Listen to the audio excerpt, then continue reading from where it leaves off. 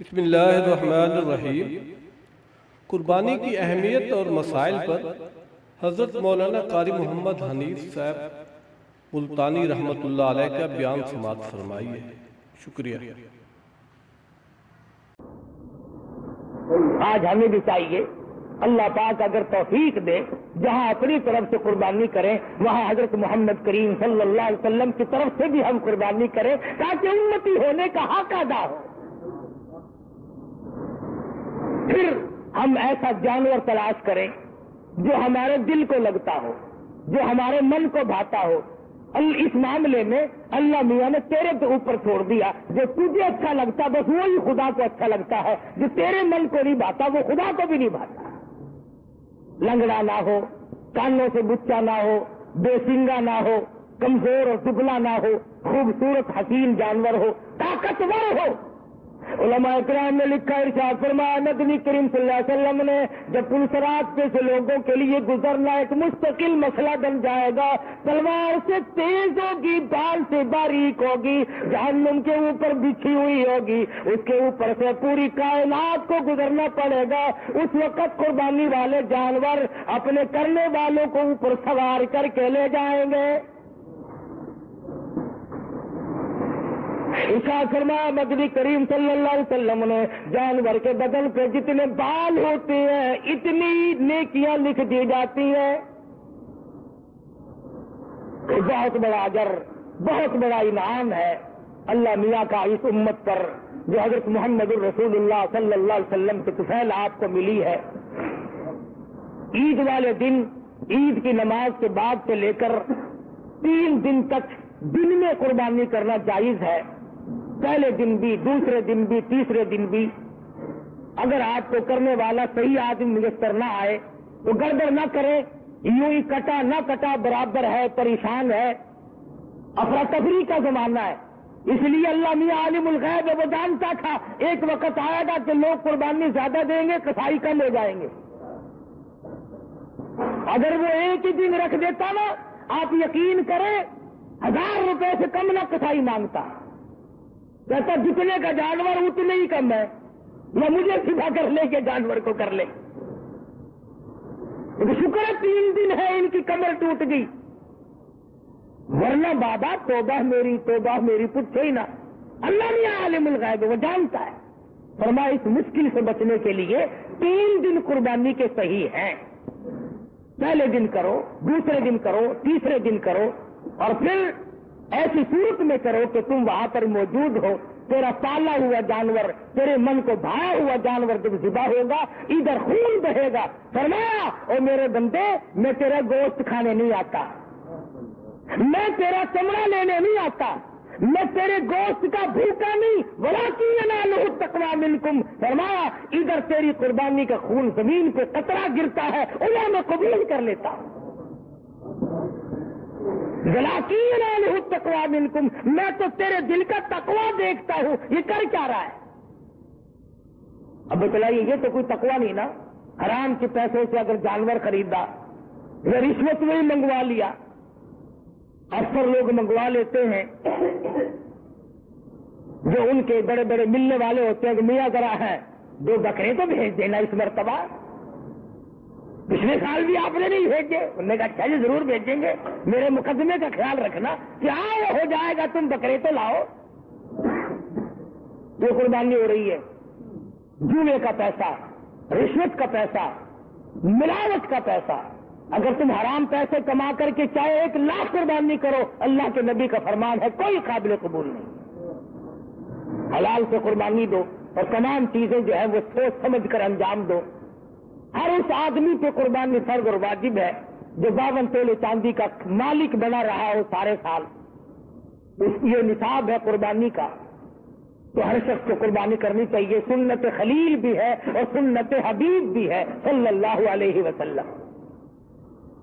باقی رہا مسئلہ یہ کہ آپ قربانی دے کر گوشت کے 3 حصے کریں، ایک اپنے لیے، ایک عزیز و اقربا رشتہ داروں کے لیے، ایک غربا اور مسکین کے لیے۔ ہمارے یہاں کیا ہے، جس کے یہاں ہم دینے چلے وہی ہمارے یہاں لا رہے ہیں۔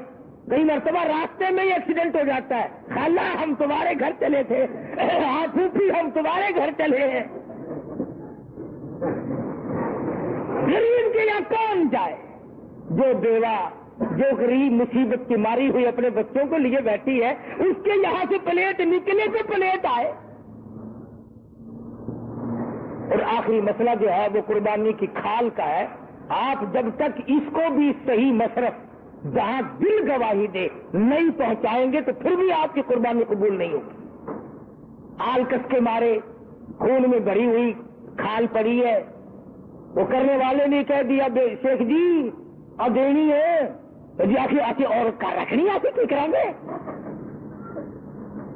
اب پڑو پھر کتنے پیسے دے دے گا. اور مینو کی پتا، میری تو کریانے کی دکان ہے، کھلا کا پاتا تینوں پتا ہو. اب پڑو جی 15 روپیے.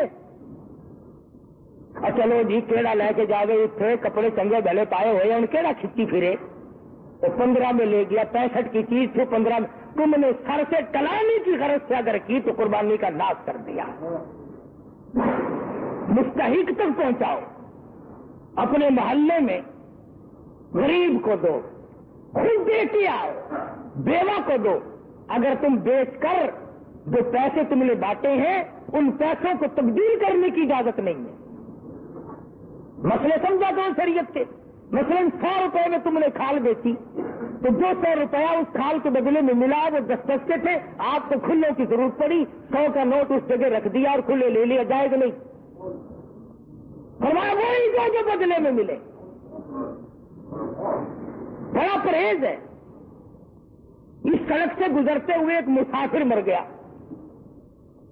ہمیں پتا چلا، ہمارے پاس بکرے کی گائے کی کھال کے پیسے رکھے ہوئے تھے.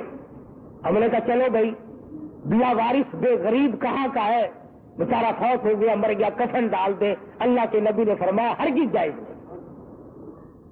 قربانی کی کھال کے پیسوں سے مسافر پہ کفن نہیں ڈالا جا سکتا، مسجد میں نہیں خرچ کیے جا سکتے، تنخواہ سمجھ کر امام کو نہیں دیے جا سکتے، سید کو دینا جائز نہیں.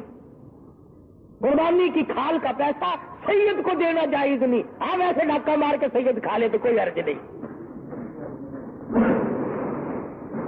فرمایا یہ غریب طالب علموں کا حق ہے، مساکین کا حق ہے. بیوہ کو، غریب کو خود دو یا مدرسے میں پہنچاؤ جو طالب علم اس کے صحیح معنوں میں مستحق ہے. اور آخری بات کہہ دوں، جس کا دل چاہے، جس کا مجھ پر اعتماد ہو، جس کا مجھ پر 100% یقین ہو. ہمارا بھی یہاں قرآن کریم کا مدرسہ ہے، جو استاد پڑھاتے ہیں، الحمدللہ بچے بھی ہیں، وہ ہمیں پہنچا دے یا ہمیں اطلاع کر دے، ہم منگوا لیں گے. مزمزم والا بندہ بالکل نہ دے. جس کے دل میں یہ بات ہو کہ قاری حنیف نے کھانے کے ڈھنگ بنائے، ہمیں اس کی کھال نہیں چاہیے، بالکل نہیں چاہیے. میرا مدرسہ الحمدللہ کسی کا محتاج نہیں، کبھی میں کہیں چندے مانگنے نہیں گیا. اور دیکھ لو بڑھ رہا ہے، بڑھ رہا ہے. انشاءاللہ اتنا میں زندہ ہوں یہ بنتا رہے گا، بڑھتا رہے گا. اس لیے جس کا دل چاہے وہ یہاں پہنچا دے. ورنہ اور ادارے ہیں، مدارس ہیں، وہاں دے. میرا کوئی ٹیکس نہیں ہے کہ مجھے ہی دے کے جانا. اور تکبیرات تشریق بڑا واجب مسئلہ ہے. عورتیں بھی بھول جاتی ہیں، مرد بھی بھول جاتے ہیں. گھروں میں جا کر کے بتانا. دیکھو سال بھر میں تکبیر آئی ہے، جس کی تکبیر رہ گئی اور اسی سال میں موت آئی تو خسارہ ہو گیا نا. 9ویں تاریخ کی صبح کی نماز کے بعد، فرضوں کے بعد اللہ اکبر، اللہ اکبر، لا الہ الا اللہ، واللہ اکبر، اللہ اکبر وللہ الحمد. مرد نے زور سے پڑھنی ہے، عورت نے آہستہ سے پڑھنی ہے. یاد کراؤ گھر والیوں کو، تمہاری یہ منشا تو نہیں کہ ہم جنت میں چلے جائیں اور یہ جس غریب گردن بچے تیرے جنے یہ جہنم کا ایندھن بنے. اس بات سے بچاؤ ان غریبوں کو.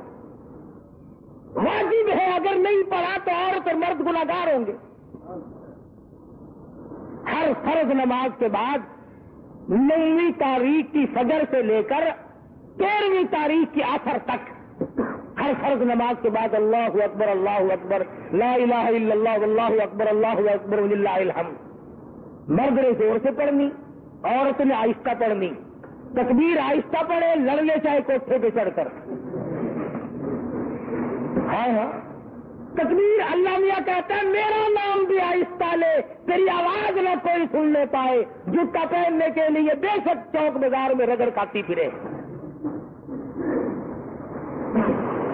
دیکھو اللہ کی طاقت، تیری زبان ہو میرا نام ہو، آہستہ لے، کبھی کوئی بدماش تیری آواز پر مست نہ ہو جائے۔ تیری بیٹی کی عزت کا اللہ میاں کو کتنا احساس ہے، تیری بیگم کی آبرو کو اللہ پاک کتنی بتا رہا ہے کہ میرا نام بھی آہستہ لے۔